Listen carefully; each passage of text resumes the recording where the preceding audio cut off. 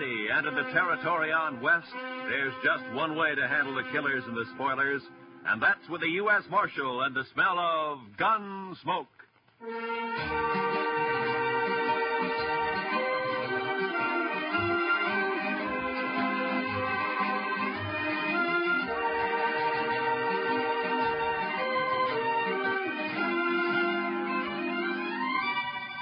Gunsmoke, starring William Conrad. The story of the violence that moved west with young America. The story of a man who moved with it. Matt Dillon, United States Marshal.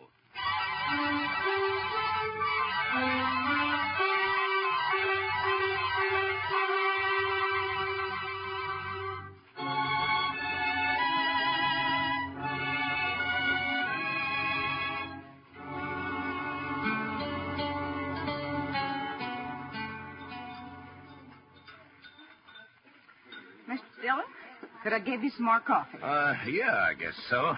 How about you, Chester? Yes, sir, I believe I will. Why don't you just leave the coffee pot here on the table, Miss Keller? Why, sure thing, Marshal. Well, I got some fresh eggs this morning, if you're interested. They were just brought in. Well, good. Cook us up about a half a dozen of them, huh? Have them for you right away, Mr. Dillon. All right. Fresh eggs. My, I'll swear if Delmonico's ain't getting to be about as fancy as some of them Kansas City restaurants. Well, that's civilization, Chester. Progress. Another 5 years and Dodge City will be tamed, curried, and bridled. Seeing's believing, Mr. Dillon. No, you'll see it. Both of us will see it. That is, if we live that long. Yeah. I beg your pardon, gentlemen. You Mr. Dillon, the marshal here? Yes, that's right. Well, I'm sorry to bother you at breakfast, Marshal. My name is Hunter. Ed Hunter. Mr. Hunter? I'm a deputy sheriff from Richmond, Virginia. Come in the Santa Fe this morning. I see. Well, why don't you pull up a chair, Mr. Hunter? Thank you, sir. Chester Proudfoot, Mr. Hunter. Howdy do. Howdy do. Here's my first trip to the frontier. I find it a rather remarkable experience. I can imagine. Won't you have some coffee? No, thank you. Marshal, I'm here to arrest 2 men who are wanted in Virginia. No? Here are the warrants and the orders of extradition. I stopped off for them in Topeka. Uh-huh. Yeah. John Allison, Calvin Moore. Both wanted for murder, huh? Hey, do you know these men, Mr. Hunter? No, sir, I don't. Well, the names aren't familiar to me. I never heard of them. Have you, Chester? No, sir, Mr. Dillon. Well, I have some information that may help. Not much on Allison, I'm afraid. He shot and killed a bank teller at Greenbrier last spring. Oh? He's about 30 years old, dark hair and mustache, medium build, an excellent horseman and a confirmed gambler. Well, that's fine. That narrows it down to about 2/3 of the men in Dodge City. Well, possibly I can do a bit better in regard to Calvin Moore, Mr. Dillon. Now, he came down to Richmond from the north and set up practice as a medical doctor. He was about 29 at the time. And he ambushed and shot young Roger Beauregard and then left town. That was 17 years ago. Beauregard's been trying to trace him ever since. Oh, I'm afraid that's a pretty I long have a time. picture of Moore, photograph. Oh? Of course, he was much younger than this. Oh, sometimes there's still quite a resemblance, even after 17. Something familiar about that picture, Mr. Dillon? 17 years. He must be somewhere past 45 now, huh? Are you sure that these men are here in Dodge, Mr. Hunter? Reasonably so. Is there something about that photograph that makes you... Well, it's too blurred to tell much about it. Besides, he'd be 17 years older. Yeah, that's true. I tell you what, Mr. Hunter, suppose you leave the picture and the descriptions with me, and I'll check around town, and I'll keep in touch with you. Thank you, sir. Oh, I wonder if you might suggest a good hotel. Certainly. Why don't you try the Dodge House? It's a corner of Railroad Avenue at the end of the plaza, the East End. Tell the deacon I sent you. I thank you again, Mr. Dillon. And I'll be grateful for any help you can give me in this matter. Yeah, sure. So long. You want to see the photograph, Chester? Yes, sir, I do. Well, Mr. Dillon, that's... Yeah. What are you going to do, Mr. Dillon? I don't know, Chester. He's my friend. I never asked him anything about his life before he came here. Didn't seem to matter. But now the law says he's a murderer. And I'm part of the law. So now it does matter. Maybe it's not him. No, it's him, all right, Chester. You saw it the same as I did. It's Doc.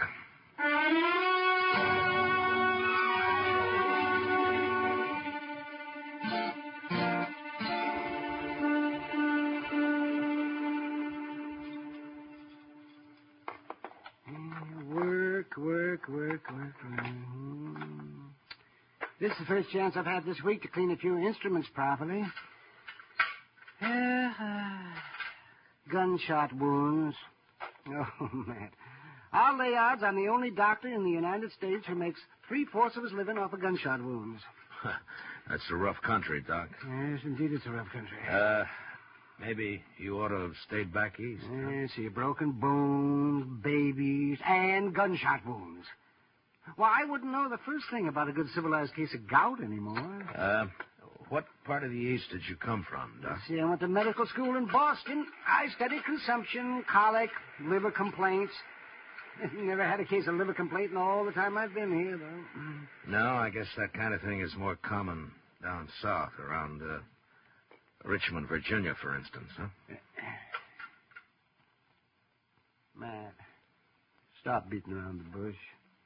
You've got something on your mind, and it's bothering you. Look, Doc, a deputy sheriff from Virginia came in on the morning train. He's got a warrant for murder against a man named Calvin Moore. He's got a photograph of Moore taken 17 years ago. Would you like to look at it? All things are taken from us and become portions and parcels of the dreadful past. Are you Calvin Moore? It wasn't murder, Matt. They said it was murder, of course. The Beauregards were an important family. Would you like to tell me about it? Oh, not much to tell, Matt.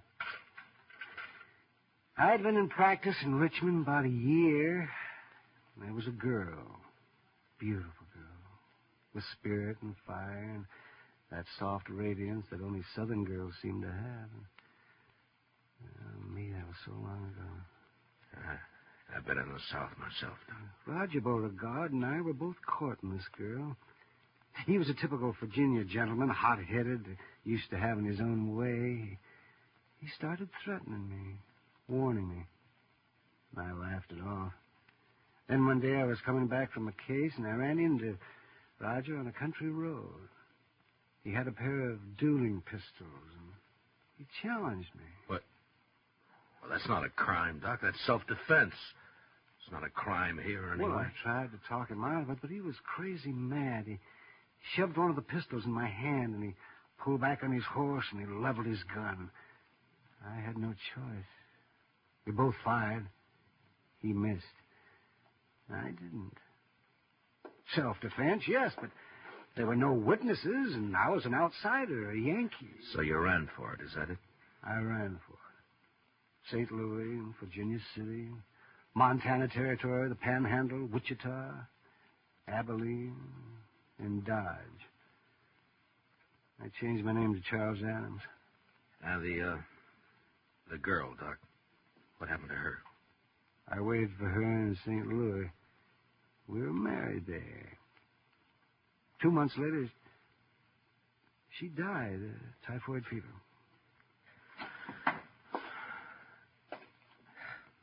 Well, you never know. No matter how much you figure you understand somebody, you just quite never know. I can't go back there, Matt. I've got no defense. I'd mean prison. I'd rot in prison. I won't go back, Matt. Now, Doc, look, Hunter is here after 2 prisoners. I got no right to my own rules, to go after one man and keep the other one covered. I always figured that the only kind of law that would work out here is an honest law. What are you going to do? Doc, I don't know.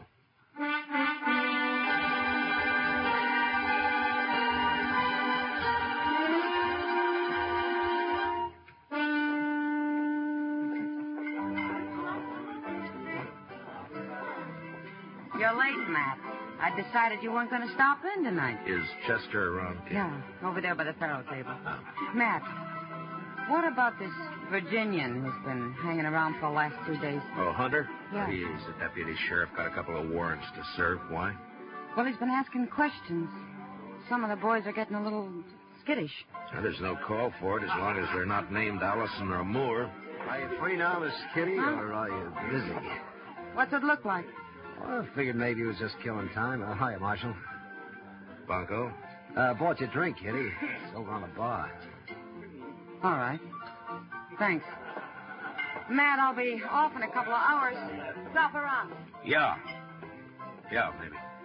I understand you've got a rival lawman in town, Marshal. Well, there's a deputy here from Virginia, if that's what you mean. I always figured you were the law here. Is he short in this town, Marshal? Say the word, we'll run him out. I ever ask you for help, Bunko? Well, no. When a man's short in Dodge, I'll run him out. No offense, You Marshal. keep your own cinch tight. Don't worry about anybody else, huh? I'll see you, Bunko. I swear I never saw anybody such bad luck in all my life. My gracious, he ought to swear off Pharaoh and stick the stud. Oh, Chester. The old Jethro Keener. He just lost 3 weeks' pay. And Bunko Benson, sitting right there beside him, mind you, picked up $230. So that's why he's feeling big. Come on, Chester, let's take a walk. Huh? Yes, sir. 3 weeks' pay. Mercy, I never saw such luck. What about Doc, Chester? He turned in a couple hours ago. That's when I came on over here. How's he acting? About as usual. No signs of planning to run out, if that's what you mean, Mr. Dillon. One thing he's doing, though, that he's never done before. He's toting a gun. Good evening, Marshal. Oh, hello, Mr. Hunter. Since you didn't come to me, Mr. Dillon, I've come to you. I'm wondering what progress you've made. Well, I'm still checking. Any results at all, Marshal? Well, I don't have much to go on, you know. Now, Calvin Moore was a doctor by profession. He might still be practicing. I suggest we investigate the local doctors. Well, that wouldn't take long. We've only got one, Doc Adams. How long has he been here? Oh, about 4 years. How old a man is he? Late 40s, I imagine. But he doesn't show much resemblance to that photograph you gave me. Well, maybe you're too used to him to notice the resemblance. Yeah, maybe.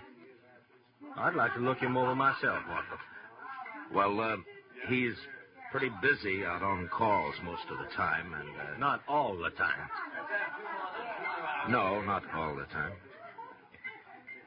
All right, Mr. Hunter, I'll bring him around.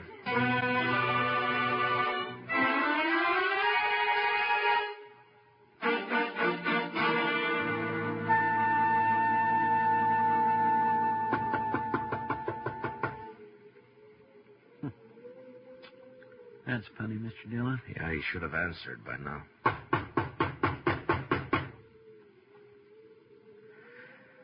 Well, we're wasting our time, Chester. He's gone. Well, now, he might have got called out on a case. Yeah, I know, but I don't...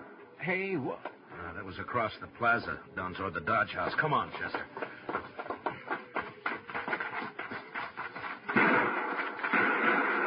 Somebody sure is stirring up the smoke. Yeah, it's across the street. Edge of the railroad yards, I think.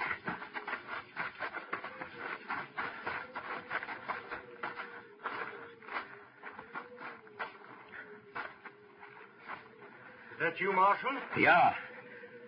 What happened, Mr. Hunter? Somebody tried to kill me. I started into the hotel and they fired from the dock here. I fired back, but he got away. You, get a good look at him? Oh, no, I just saw the flashes. Well, this is an easy town to get killed in, Mr. Hunter. So it seems. About that doctor, Marshal. You didn't bring him around. Well, he's out on call. I think I want to meet him more than ever now.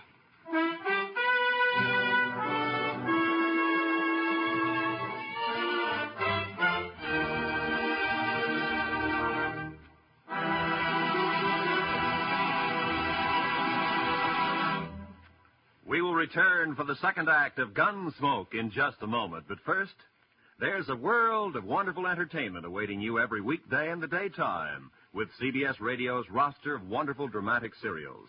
This Monday, listen in. And now, for the second act of Gunsmoke.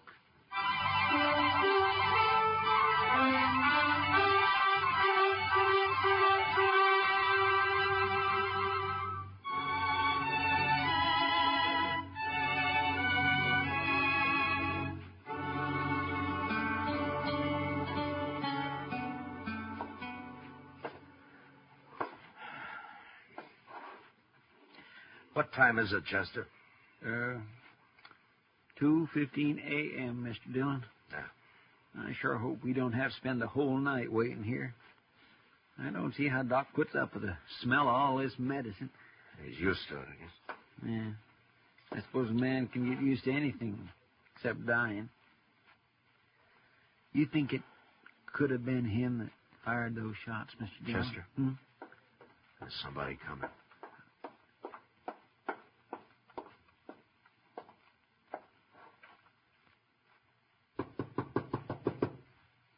I'll get it.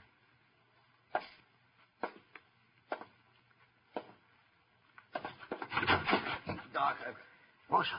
Come on in, Bunko. Doc's not here, but he'll probably be... Oh, what happened to your arm? I got thrown into a barbed wire fence. Here, let's have a look at it, huh? No. It's all right. It's a gunshot wound. All right, hold it, both of you. Well, is that the same gun you tried to kill Hunter with, Bunko? Stay where you are, Marshal. Yeah. Around 30 years old, dark hair, mustache, medium build, excellent horseman, confirmed gambler. Wanted for murder. John Allison. Alias Bunko Benson. Am I right, Bunko? He's not taking it back there. You stay where you are, Dillon. Now, don't be a fool, Bunko. Put away the gun. Stay back. I'm warning you. Bunko, look! All right, Chester, let's get him over to the jail.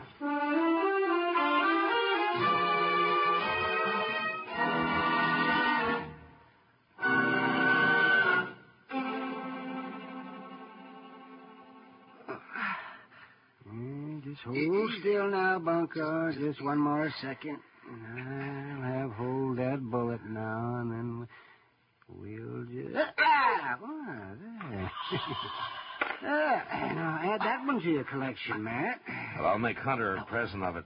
It wasn't bad shooting to be firing in the dark at a gun flash. He'll never get me back to Virginia. Now, hold still, Bunko. Don't expect a man to tie a bandage with your arm waving around like a mare's tail in fly time. See, how'd you know he'd come to my office, man? I didn't, Doc. We were waiting for you. Oh, I see.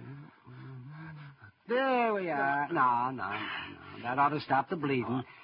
And don't loosen it up any. And you'll live to hang yet. Don't worry about my hanging, Doc. I'll outlive you. Well, in view of the circumstances, I'd say the odds are about even. Well, Matt, shall we adjourn to the front office? Yeah, come on, Doc. Lock the cell, will you, Chester? Yes, sir. Well, I turned in at 10 o'clock tonight. I got 1 hour's sleep. They called me over to Mrs. Behan's. She thought her baby was on her way. False alarm, of course. Usually is the first time. And I got back and I came straight over here. Doc, you were wearing a gun earlier today. What'd you do with it? Oh, I put it back in the drawer where it belonged. I realized I was acting like a fool. Was that where you were waiting in my office? Somebody had tried to kill Hunter, and you thought... Look, Doc, I've tried to think of some way out of this. A way out for both of us.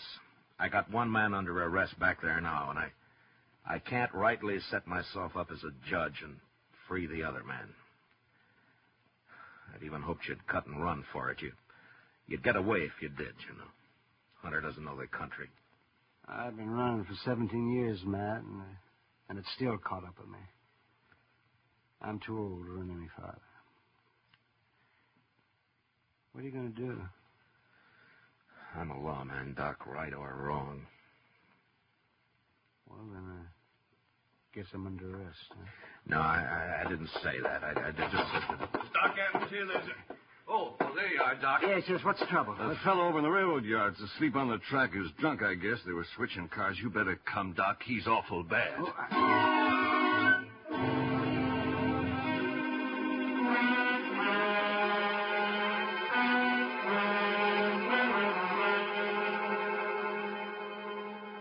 I got 2 lanterns, Mr. Dillon. That ought to be enough. Good, Chester. You ready, Doc? You ready as I ever be. All right, let's go then. He said near the loading pens. Down this way, I guess. Yes, sir. It looks like some lights over there. People around. Marshal, is that you? Yeah. Oh, Hunter. I thought you went to bed hours ago. I'm a light sleeper, Mr. Dillon. I heard there's an accident over in the yards. Thought it might give me a chance to meet your local doctor. Well, I guess you can meet him right now if you want to. Doc, this is Ed Hunter. Doc Adams. How do you do, sir? Mr. Hunter? I got one of your prisoners locked up, Mr. Hunter, John Allison. Known here as Bunko Benson. Good. I just found out he's the man who tried to kill you tonight. He caught one of your bullets in his arm. Oh, I see. Why, then it's one down and one to go. There's Calvin Moore. Dr. Calvin Moore. This is no time to stand around making chin music. I'm sorry, Well, that's Hunter. quite all right, Marshal. I'll go with you.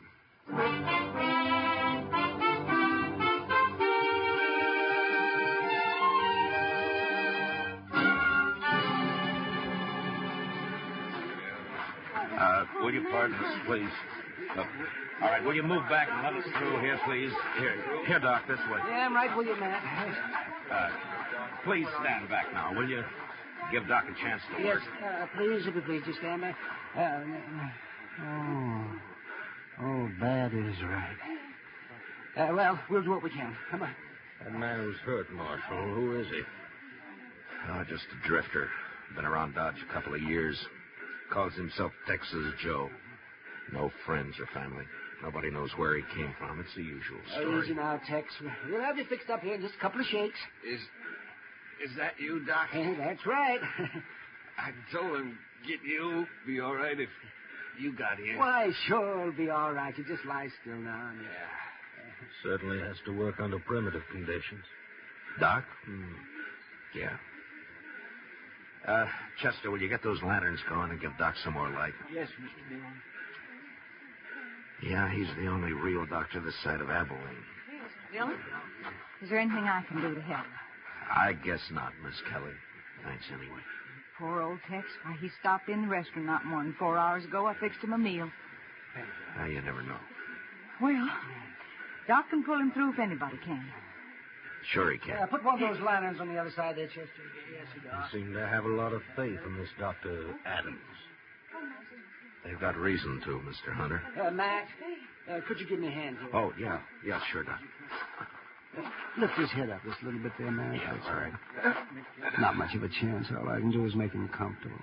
Marshal Dillon. Now, don't try to talk, Texie. You're going to be all right. You've been decent to me, Marshal. Just a bum, but you treated me square. You and Doc, only friends I got. Sure, Tex. I got one more favor to ask. Could someone read me some scripture? Oh, Tex, I just don't recall anything. Marshal, I know some. Mrs. Kelly, I doubt if you can hear. I can hear. Please.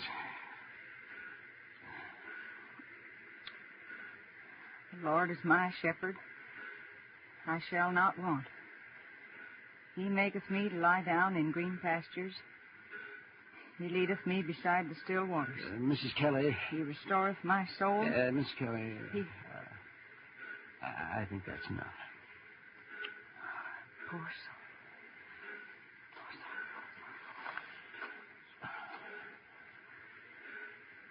Well, you can't win them all, I guess. No, you can't win them all, Doc. Well, Doctor, As the only physician here, I suppose you also function as coroner. That's right. This man will be buried under the name of Texas Joe. Don't you worry about that. Boot Hill is full of men buried under nicknames. In this country, we... Doc! Doc, I just came from... Oh. What, Kitty? Well, Doc, I've been sitting up with Mrs. B, and you left too soon. She needs you over there right away. Well, then it wasn't a false alarm. No. All right, Kitty, I'll be there just as quick as I can, but... Well, as soon as I... Kitty, you go on back over and do what you can for her, huh? Doc will be along. Oh, all right, Matt, but you'd better hurry.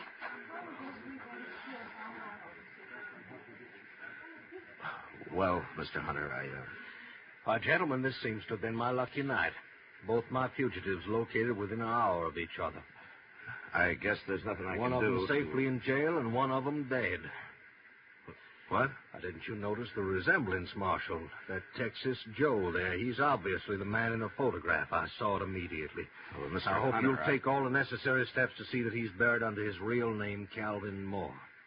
His death, of course, closes the case, and I'll be leaving for Virginia with my other prisoner tomorrow. Well, Mr. Hunter, I just don't know what to say. Now, I'd say it's no time to stand around making chin music, Dr. Adams. You have a patient waiting, and this town seems to depend on you. Well, of course, but... Hey, you got work to do, Doc. And, Doc, make sure it's a boy, huh? Well, I'll do my darndest, Matt. Yeah. Well, good night, gentlemen. Good night, Doc. Good night, Doc.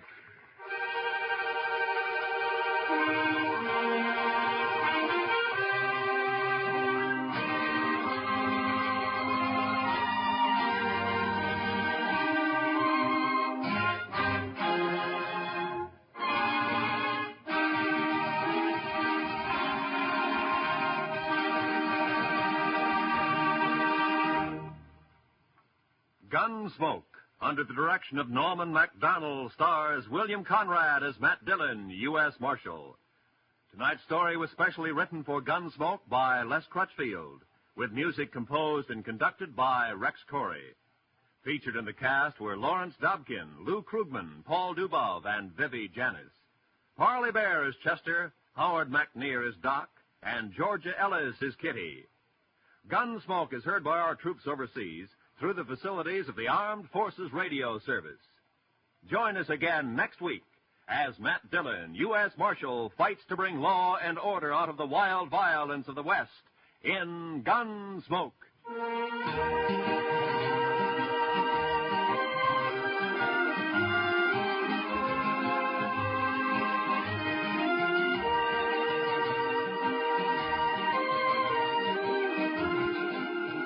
Tomorrow evening, listen for Lionel Barrymore, your host on CBS Radio's Sunday Night Playhouse. There'll be another specially selected historical drama or a classic from literature with a cast of stars perfectly suited for the roles in the story. Every Sunday evening, hear Lionel Barrymore on your Sunday Night Playhouse over most of these same CBS radio stations. Truly an outstanding dramatic experience here at the Star's Address.